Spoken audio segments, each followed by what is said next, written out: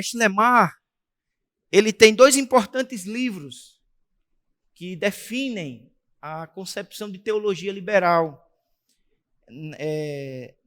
na perspectiva de Schleiermacher. O primeiro livro é Da Religião, Discursos em Resposta aos Críticos Cultos, aonde Schleiermacher vai definir a essência da religião como estando não nas comprovações racionais da existência de Deus, nos dogmas sobrenaturalmente revelados, ou nos rituais e formalidades das igrejas, mas no elemento fundamental, distinto, integrador da vida e da cultura humana, que ele chama de Gefühl, ou a sensação de ficar totalmente dependente de alguma coisa infinita que se manifesta nas coisas e pelas coisas finitas. Então essa seria a grande, digamos assim, chave hermenêutica que Schleiermacher utilizará para a sua construção teológica. Nem é a racionalidade radical do iluminismo, nem tampouco os dogmas sobrenaturalmente revelados. Portanto, ele está negando tanto postulados do racionalismo, como também está negando postulados da ortodoxia. Porque entendamos, irmãos, que a ortodoxia protestante, ela estabelece o seu labor teológico a partir do pressuposto da revelação das Escrituras como palavra de Deus, que fundamenta o nosso conhecimento do próprio Deus. E o liberalismo, como tentei falar no início, é exatamente esta mudança de método, porque ele se desprende da concepção de fé para crer, de Anselmo no século XII e também dos reformadores, e estabelece um outro método de que é, primeiro, compreender para crer, e aquilo que não estiver ajustado à compreensão é negado. Mas a grande marca de Schleiermacher é que ele não vai se utilizar deste elemento racionalista, mas se utilizará de um elemento romântico, que é o sentimento. A sensação é uma palavra difícil de ser interpretada. Ela pode ser interpretada como sentimento, como sensação, como consciência de dependência do infinito. E que todos os elementos e que todas as afirmativas teológicas seriam definidas a partir disto, dessa consciência íntima e profunda. É a consciência distinta, humana, de algo infinito, além do próprio eu, de que ela depende para tudo. Então, nesse livro da religião, Discursos em Resposta aos Críticos Cultos, Schleiermacher vai, portanto, estabelecer o seu método de teologia, colocando o sentimento como o grande postulado de sua construção teológica. Mas um outro livro que ele escreve é A Fé Cristã. É uma espécie de teologia sistemática, onde ele vai apresentar vários temas relacionados à teologia sistemática.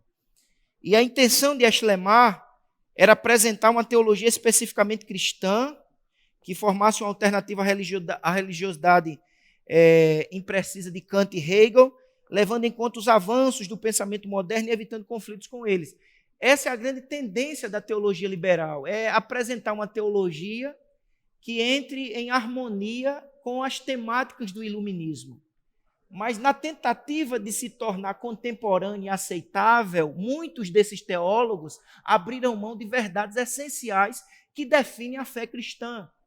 De maneira que alguns autores afirmarão que teologia liberal já não é mais cristianismo, porque nega doutrinas essenciais da fé cristã. Veja só, irmãos, ele vai se utilizar, portanto, deste elemento que é chamado de consciência de Deus. A teologia cristã não era apenas uma reflexão sobre a revelação sobrenatural, é o que Schleiermacher afirma no seu livro A Fé Cristã. Teologia, portanto, agora não é apenas uma reflexão sobre a revelação sobrenatural e divina, mas uma tentativa de colocar em palavras o sentimento religioso. O principal sentimento religioso no cristianismo é a consciência de ser totalmente dependente da obra redentora de Jesus Cristo no relacionamento com Deus. Essa seria a essência do cristianismo. Vejamos alguns temas que Schleiermacher estabeleceu neste livro, que funda esse movimento de teologia liberal no século XIX, na modernidade.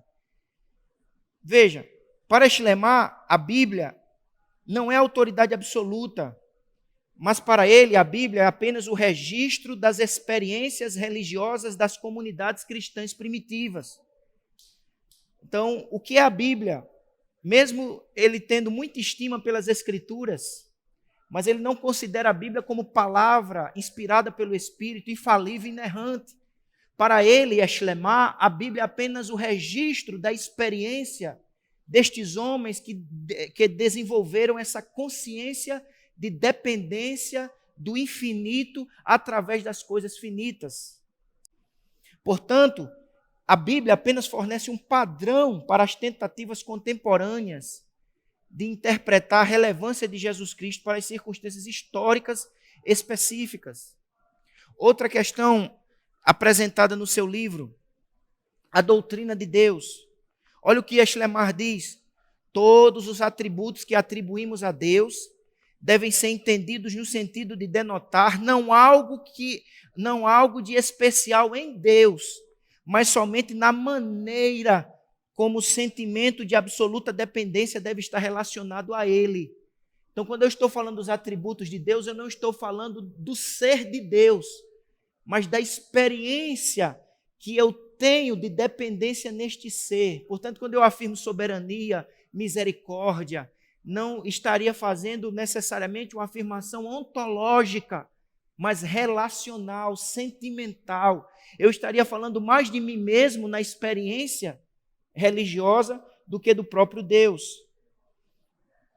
Conforme podemos afirmar, em outras palavras, falar de Deus é sempre falar da experiência humana de Deus, que é isso que ele fala, dessa consciência. Essas declarações não descrevem o próprio Deus. E isso é interessante porque nesse livro A Fé Cristã, de Schleiermacher, ele não vai tratar de maneira atenciosa com a doutrina da Trindade, porque a doutrina da Trindade não cabe, né, nessa consciência de dependência. Ele afirma a doutrina apenas como um apêndice, né, nesse livro que é considerado a teologia sistemática de Friedrich Schleiermacher. E tudo que não se ajusta a essa consciência de dependência de Deus, este sentimento é colocada em segundo plano e algumas delas são absolutamente negadas. Em outra citação, ele afirma, de modo geral, no tocante aos milagres, os interesses gerais da ciência, mais especificamente da ciência natural, os interesses da religião, parecem convergir para o mesmo lugar, ou seja, devemos abandonar a ideia do absolutamente sobrenatural, porque tem uma única ocorrência, melhor dizendo, porque nenhuma única ocorrência sua pode ser conhecida por nós em nenhum lugar, se exige de que a reconheçamos. Então esta aí é a afirmação de Schleiermacher. Mas a grande questão que nós podemos observar nesse que é considerado o pai da teologia liberal é o conceito da cristologia. Schleiermacher, nos seus escritos, vai desenvolver um conceito chamado de cristologia funcional. Nós compreendemos a cristologia, eu quero dizer, a teologia reformada, a ortodoxia, ela entende a cristologia, é chamada de cristologia ontológica.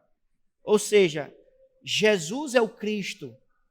Jesus é o enviado de Deus para a nossa salvação. Uma só pessoa, duas naturezas, a natureza divina, a natureza humana, em uma só pessoa. Schleiermacher vai negar, portanto, o conceito da hipostase, né, da ideia de que naquele homem havia duas naturezas e ele nos salva por quem ele é. Ele é o Filho de Deus e através da sua vida e da sua morte na cruz, ele garante a salvação. Schleiermacher vai negar esse conceito de cristologia ontológica e vai afirmar um conceito de cristologia funcional. Ou seja, Cristo nos salva pela função que ele desempenhou. Ele foi o homem que, de fato, pôde desenvolver esta consciência plena de dependência de Deus. E ele pôde transmitir, de alguma forma, essa consciência, esse sentimento de dependência do infinito aos seus discípulos. Então, ele nos salva como modelo de um indivíduo que é capaz de transmitir essa capacidade. Veja o que ele diz no seu livro A Fé. O Redentor, portanto, é semelhante aos homens em virtude da identidade da natureza humana, mas diferente de todos pelo poder constante da sua consciência de Deus.